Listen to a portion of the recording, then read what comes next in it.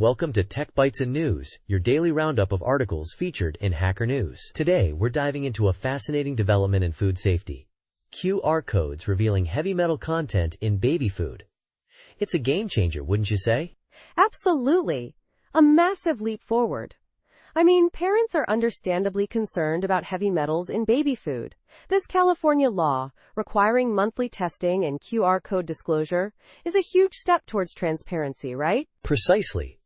It's not just about transparency, it's about empowerment. Parents can now make informed choices at the grocery store, scanning those QR codes to compare heavy metal levels, lead, arsenic, cadmium, mercury, across different brands and products. Imagine that. It's incredible, but the article mentions that compliance isn't perfect yet. Many companies aren't fully compliant with the law. That's a bit concerning, isn't it? How effective is this really going to be if companies aren't playing ball? You're right to point that out. The article highlights that only a small fraction of companies were fully compliant initially. Some lacked the infrastructure, others had websites but no data, and some required batch numbers instead of the convenient QR codes. But California is enforcing compliance with penalties and embargoes, so hopefully that will spur action. That's good to hear. The enforcement aspect is crucial. But even with full compliance, comparing different products based on multiple heavy metal levels might be overwhelming for parents. It's not just a simple higher or lower comparison, is it? You're absolutely right. It's a multivariable problem.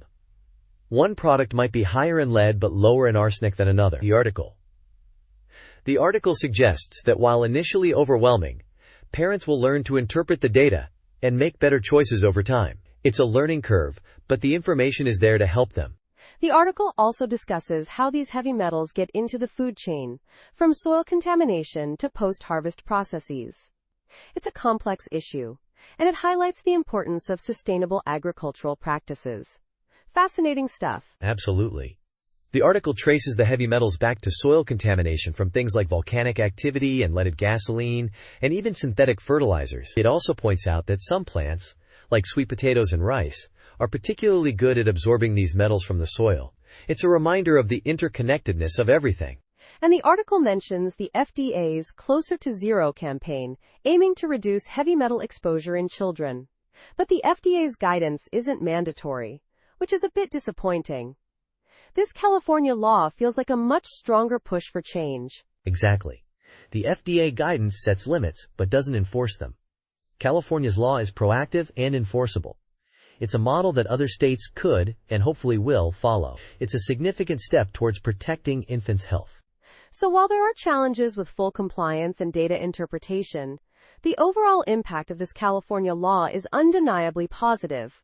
It's a powerful tool for parents and a significant step towards safer baby food. Indeed. It's a testament to the power of transparency and consumer empowerment. And it's a great example of how legislation can drive positive change in the food industry. Thanks for joining us on Tech Bytes and News. We hope you found this discussion informative and engaging. Have a great day. Bye-bye.